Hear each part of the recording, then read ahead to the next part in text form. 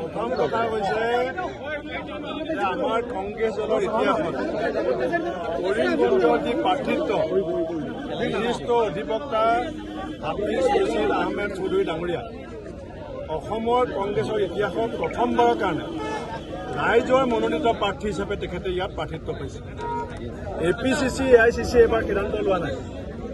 ইয়াৰ শিক্ষকসকল, কৰ্মচাৰীসকল, উকিলসকল, সাংবাদিকসকল আপোনালোকেও মোক কৈছিল যে আপোনালোক যদি জিকিব লাগে আপোনালোক প্ৰত্যেকগৰাকী সাংবাদিকে মোক কৈছিল ইয়াত যে হাফিজ চাহাবক ইয়াত কোনো হৰুৱাব নোৱাৰে।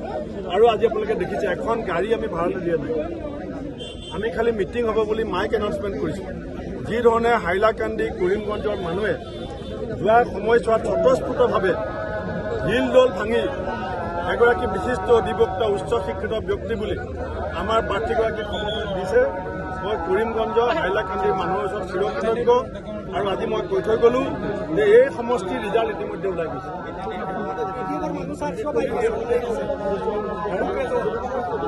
একো নহয়, যেতিয়া ৰাইজে হৈছে গণতন্ত্ৰ ভাগ্য বিধাতা। কোনোবা এজন দুজন ব্যক্তিৰ ভাল পোৱা বেয়া পোৱাৰ কাৰণে এতিয়া কৰিমগঞ্জৰ যি সিদ্ধান্ত সেয়া বদলি নহয়।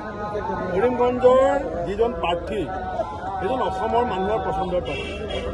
গোটেই অসমৰ মানুহে কৈছে যে এইবাৰ বদৰুদ্দিন আজমলৰ বিকল্প অসমৰ ভৱিষ্যতৰ সম্প্ৰীতি ভাতৃত্ববোধ শক্তিশালী কৰিবৰ কাৰণে অসমৰ মাটিৰ পৰা BJP RSS AIDFৰ সাম্প্ৰদায়িক ৰাজনীতি নাইকিয়া কৰিবৰ কাৰণে হাফিজ আহমেদ চৌধুৰী ডাঙৰীয়া জিকাটো অসমৰ স্বাৰ্থত জৰুৰী হৈ পৰিছে।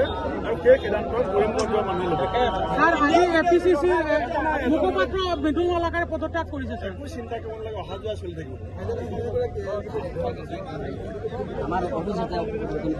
এতিয়া অসমক ভাল পোৱা, কৰিমগঞ্জক ভাল পোৱা, হাইলাকান্দিক ভাল পোৱা মানুহে সিদ্ধান্ত ল'ব। গতিকে দলৰ স্বাৰ্থ, ব্যক্তিৰ স্বাৰ্থ নহয়, জাতীয় স্বাৰ্থ কৰিমগঞ্জৰ প্ৰাৰ্থীক, কৰিমগঞ্জৰ কংগ্ৰেছ প্ৰাৰ্থীক ৰাইজে হাতৰ চুলি ভোট